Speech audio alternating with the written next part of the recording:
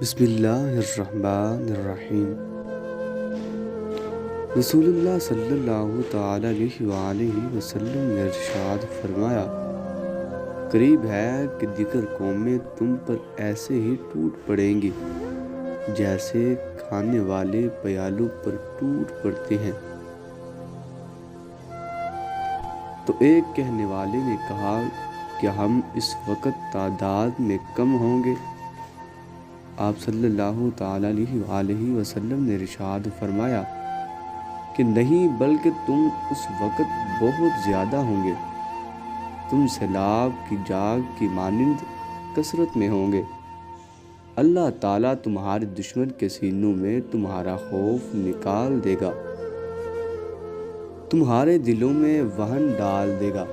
تو ایک کہنے والے نے کہا کہ اے اللہ کے حبیب صلی اللہ تعالی علیہ وآلہ وسلم، وہن کیا چیز ہے؟